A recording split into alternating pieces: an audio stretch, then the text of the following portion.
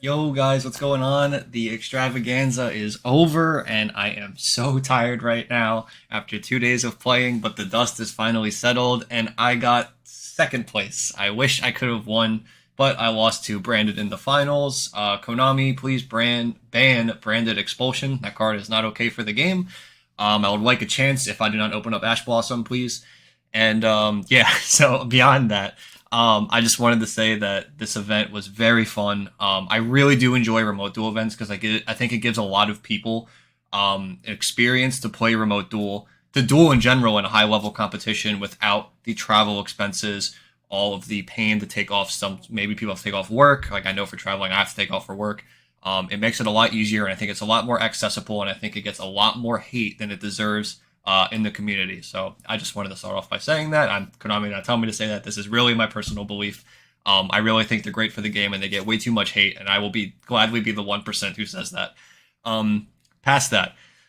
So like I said, I got second place at the Extravaganza, which I'm super happy about. I wish I could have won for you guys, but I'll take second. I'm super happy with it still.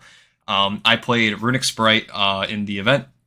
It's pretty similar to the list that I posted before. I don't know what changes I actually made from it because I tried a bunch of different stuff, but it never worked out better than what I was already using. So the reason why I played Runick Spright is because the Spright cards are better going into a board than the Naturia cards. When I say that, I'm very scared of a card like Kashtira or Rise Heart. I don't like that if you draw a Sacred Tree and you're going second, you cannot use a Hugin to discard the tree to search because a Rise Heart's there banishing it. So it's almost like you're giving yourself 3 extra bricks. And I know you're probably thinking that's a very niche situation, but when it's the best deck, and I played, I think, 5 or 6 Kashtira throughout the event. P.S. All my matchups are on Twitter. If you want to go see them, follow me on Twitter for that. I always put my events and updates there. Yeah, so if you go second, so the Naturia deck kind of gets screwed on that end. I do think for the long game and into other matchups, the Naturia deck is better, but it's the Runick cards that shine in most matchups rather than either the Spright or the Naturias. They're more of a supporting engine a lot of the time. So that is why I chose to play Spright. I also think that the back row and it has much versatility. It plays through hand traps much better in my opinion because everyone is playing Ash and Nibiru, and Spright plays through those cards like it is literally nothing. You just make Gigantic on 4. If they have Ash, they'll Ash it, and then you could just make Sprind into the Nimbles, and it doesn't matter. And then if they have Nib, it's just dead anyway because you are going into Gigantic 4th, so it doesn't matter. So I think that's the reason why I played the deck. I think it has the most versatility to play through boards and play around other hand traps and stuff. Oh, okay, sorry. A lot of explanation and theory into this deck. But yeah, so I think that's pretty much it. I'll go over the actual cards themselves in the deck profile now, and I hope you guys enjoy. Thank you. Okay, guys, so like I said, I played Runick Spright, and I'm going to go over the non-engine first because I think that's where the unique part of the deck comes in, and then I'll explain them as I go. So for non-engine, I played 3 copies of Evenly Match, 3 copies of Nibiru, and 3 copies of Ash Blossom. Evenly Match paired, and I'll put this with Nibiru as well. So these cards are very high impact, and with the Runick cards, it forces your opponent into a situation that they don't want to be in and that you do want to be in. So Nibiru punishing a big push slows down the game state enough to where your Runick cards can extremely excel. And also, like, obviously these cards can just like end a game by themselves. But on top of that, they also, even if they're not getting super, super high value and not ending the game, they are prolonging the game to a point where your cards are all going to get their value that you need them to get. You need to get your fountain draws, you need to get your blue resolves, your gigantic, all your cards that just get more cards and help pick through a board. These excel that process and it prolong the game more. For Ash Blossom and Joy Spring, this card 1 is generically good. 2, Branded's in the format, and this is pretty much like you need to be branded. It's just super helpful, very generic. The only issue that I had with these cards was I bricked on Nibiru, I think like 2 or 3 times. But that's about it. Like I said, it just, it happens, but it's fine. Obviously, I still did very well. Past that, I don't really know what engine to put this in, but I played 1 copy of Merly. Merly works with both the Spright cards and the Runick cards. So for Spright, you can normal summon it, and it's just a level 2 with Hugin. And to go into Gigantic, that is super relevant. You are also sending it off Spright Sprind, to fuse with Hugin to go into Draco Stapelius, which is a very powerful card this format. As a soft once per turn, put a counter, make it level 1, and negate the effects. When you don't have battle phases, cards like that excel very well when you can protect it with other interruptions as well, and it starts getting much more value as the turns go on. Also, when you normal summon this, you can mill 3 cards to then mill Runick cards, which those Runick cards then equivalent into draw cards, which extra cards in hand, which is obviously just insane, right? Like, you could literally mill 3 Runicks with this, which I did once, and those cards just become 3 cards in hand. It's kind of crazy. So yeah, it just adds another layer to the deck and another long game because you can shuffle back the Hugins. I shuffled back Jerry once. Yeah, it's just like, it's a really good card. It adds a lot of pressure later on too. Past that, I want to go to the Runick engine because I think this deck is a Runick deck more than a Spright deck. 2 copies of Fountain. This is like very standard. 3 tip, 3 freezing curses, 3 flashing fire, 3 slumber, and 3 destruction. This is like super standard. These contribute really well with evenly match because you evenly them, they left with 1 card, and then you just deal with the last card with a Runick card, and then life is just like beyond easy at that point. Same thing applies to a Nibiru token. You can just flashing fire the Nibiru token, and then it's like, oh wow, like all your cards are gone. Weird. But like the overall advantage and how games are going currently, Runick can really excel with how long games are going, right? Like if you're not playing against Kashtira, I feel like every other deck is playing a long game, and these are the best long game cards in the game because they deck you out and get advantage over time, and they draw into your other engines at the same time. So I just think it's like a great pick in the meta right now. Like I know it sucks, it's so bad against Kashtira, but if you make the other half of your deck or try to make this half of the deck good against Kashtira, you can at least try to even it out. But yeah, Kashtira is still hard. I'm not like saying it's like this cakewalk. It's still a hard matchup by far. Yeah. Now for the Spright package. I stuck with the small Spright package of 2 blue, 2 jet, 1 red, 1 carrot. Yeah, I wanted this deck to be more of a Runick deck, and if anything, I actually wanted more Runick cards because there were some games where I didn't have any. And I was just playing a Spright deck, which is also fine. It's not a big deal. But yeah, these cards excel heavily, red and carrot, especially when they just sit there and they start getting value over time. That happened a couple of times where like you could just end on both of these, and it's really hard for decks to break this because they just lose too many like usable cards, especially if it's not Kashtira. Again, it's hard because they can just go inherent normal summon, Rise Heart, enter battle phase, and it's like a pain in the ass. But regardless, these cards are just like they're free, right? Like it's just free cards. The fact that you could just go blue, jet for interruption, or like starter to get to one of these, and you go into gigantic. Like it's just so many cards. Like these cards are still broken. Like I know Elf's banned, but it's still like just free cards, so you can't really like turn it down. And then the Nimble package, 1 angler, 3 beaver. There was a couple times where I wanted a second angler because you get hands where like you have to like summon beaver first, and then you want to just summon a second angler, so you still have the angler line open in your deck. Also, drawing angler is fine because you pitch it with a Runick card, and it just that startup is so broken because you get so ahead for nothing.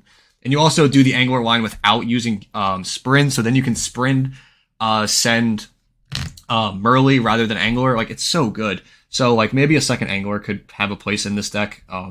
But yeah, these cards are just insane. Like I don't know how else to put it. The only issue I have with this deck in general is post-side normal summons get very heavy, which is kind of annoying for my siding patterns, but it worked out in my favor, of course, still. But it's just something that you should be aware of. The 1 copy of Hyperia, it's Hyperia. It's a draw card. It's a good generic card. Bring out Gigantic. It's really like a extra Gigantic target when there's nothing else you want to summon. For the Spright, Spell, and Traps, 1 starter, 1 Smashers, and I put in Double Cross. Yeah, so like Double Cross is here now because if they go like Fenrir, enter battle phase, you literally just take it, and then it just gives you another interruption. They wasted their battle phase, and the game's over. So that's the reason Double Cross is there. If they go Unicorn, you aren't really like pressured, regardless, because you still have like your entire board. But if they go battle phase, you can just Double Cross take something. Is like so crazy. Smashers is good for like every other deck that isn't that. This outed a Branded Beast. This outs like anything that's untargetable. Like it's really strong still. Starter's not here for a starter. It's here to summon for Jet to get to Carrot. That's really the purpose of it. You can start with it, but you want this card to get to Carrot to play around evenly match. That's another thing. This deck can play like the fact that you can play through like Nib and Evenly, which are the 2 most like prevalent board breakers in this game currently. Like so easily is so good in this deck. So like it just gives them bad cards in their hand. And if you're playing Runick and they go battle phase and you start her for carrot, oh my god, you just won the game because you have Runick cards going. You have a Gigantic probably sitting here. You're going to negate their evenly matched, and they don't have a battle phase. Yeah, that's good games. Like, it's so crazy how you can just like trick your opponent into doing something bad by accident, just so they feel like they're getting value, but in reality they're just throwing the game away immediately. So that's the main deck. It's 41. I really wanted it to be 40, but I couldn't figure out a card to cut down on. But overall, like, it worked out, obviously. If you want to try it out, feel free, make changes how you ever please. For the it's a token. For the extra deck, it's 5/5/5, 5 fusions, which is 2 Hugin, 1 Jerry, and 2 Stapelia. Like I said, you don't need 3 because you can recycle the one with the Stapelia, so it's fine. You can actually recycle both the Stapelias as long as you have Sprins going. So yeah, these cards are really good. Like I said, Stapelia is just nuts for the long game. For the Exceeds, 2 Gigantic, Shadow Ninja, Soul Sweeper, and Herald. Gigantic is standard. Again, we're playing around Nibiru. I actually never summoned this. I couldn't believe it. On DB, this came up so much. In real life, never came up. Soul Sweeper is an out to cards. Pure Light is actually a card I added, and shout out to Henry Williams for letting me borrow this and a second Sprint, because I wouldn't have been able to play in this event without them, probably. Yeah, so this is a card that has a lot of better applications in this deck than I originally thought. So because we're playing Merly, if you draw it, you can make this in the combo, add back to Merly, shuffle it into deck, and then you make Sprint anyway and still do the Stapelia line if you want to. This also doubles in the Brandon matchup, which I just drew unfortunate against in the finals, but the theory behind it is if you Ash Blossom of Branded Fusion, they pass to you. You're playing Runick cards, so you can't kill them. You make the Herald, add back Ash Blossom, and then you can just protect the Herald past that. And then you are essentially saying that you are not activating Branded Fusion for the rest of the game because you're going to keep Herald back Ash Blossom and keep using it on the Branded Fusion. And then you just like have to protect this, which against Ash Blossoming Branded Fusion is very easy against that deck. So yeah, this card's just really, really good. I used it like more than I thought I would. It's really, really strong. And then for the Link monsters, Nightmare Phoenix, Nightmare Cerberus, IP Mascarenas, and 2 Spright Sprint. There was times where I wanted the third one of this, but I also made every single card in the extra deck besides this Mosquito. So maybe that could be a third Sprint or a second Gigantic, but overall I liked everything in here. I did not play cards like the Crusadia Avramax. I did not play anything like Access Code Talker or something like that. These are all utility. Like this isn't like, because you can't follow up on them. Like, you stop your opponent and then you just need to like gain more advantage again to set something up the following turn. That's where the Stapelias come in. So like you're just like withering them down over and over again, and eventually like the Runick cards will just end their life, and then you'll just have too much advantage occurred to get past that. So overall, I like this extra deck a lot. Like I said, everything came up, and yeah, like you could probably cut Mosquito for like a big rank 4 for IP, or like maybe Unicorn or something, just like something generic to go into in case they force it. But overall, I don't think it's like needed. And then for the side deck is kind of wonky. 3 copies of Duel Lockbird. This is not for Kashtira, actually, surprisingly. I did not put it in for Kashtira all the time. Maybe a couple times I did, like later on in the tournament, but I wasn't for the longest time because of siding patterns. But it might change in the future for going second. We'll see. I might have switched this out for Droll, for Ash Blossom in the main for Kashtira, but I was switching Ash Blossom for something else. But besides the point. Yeah, Droll was actually here for like Dark World. I played a Scareclaw Adventure deck that was like good against that. If they were playing like Adventure in their Kashtira deck, yeah, this was going in. Like every time, but yeah, like this card it's good against decks that you would be surprised it's good against, if that makes sense. This is also another hand trap where you can add it back with Pure Light and just use it again in your opponent's turn, which is again nuts. For going first, we played 3 copies of Vanity's Fiend. This is probably the MVP of the side deck. Vanity's Fiend and Solemn Judgment. Yeah, this is an FTK. Like, I swear to God, like, decks just aren't ready for this. Like, I almost want to main this card with how good it is. It's so broken. Like, every time you summon it, it's so unexpected, and, like, it puts them on, like, this weird clock that they have to out it or they can't play, and then your Runick cards just do stuff, and you just loot, you just win. And then, like, Judgment just stopped, like, everything. I don't know. It's Judgment. You go first, it's over. Scattershot. It's in the deck. 2 copies of Jinzo. It's the same logic for Vanity's Fiend, but for trap decks like Trap Trick and Labyrinth. I did not play against Trap Trick or Labyrinth, so they did not go in. On DB, this is just the third Jinzo. but it's real life, so I have to play a card for time. The last card. Oh, sorry. So like these were like all for going first against stuff. The last going second card, because my deck already has a lot of going second cards with Evenly Nib and Ash Blossom. So it's like these, and then the last one is 3 copies of Danger Bigfoot. Yeah. So I noticed people were stopping doing the Goliath line, and they were doing other stuff. They were doing like Garura, or they just weren't playing them. They were just saying Arise Heart was enough. So it never actually came up a lot. Actually, it never came up. No one ever equipped Goliath to Arise Heart to be able to use Bigfoot to pop the Arise Heart. That never came up. So that never did. That's the theory behind it, was just to go, you go like activate Runick spell, use summon Hugin, pitch Bigfoot, pop the Arise Heart, and then search Fountain, and then they have to do something because they can't commit. You didn't commit anything, essentially, and you just popped. You outed their main thing when they're doing the, like, it plays around lands too, when they're just doing the simple play and they can't prep it back because it's in the graveyard. So yeah, there's a lot of like good stuff going for that play. And then you can just play normally past that. But besides that, this card came up a lot more than I thought it was going to, and all the weird matchups. So like this popped like a Branded Beast at one point.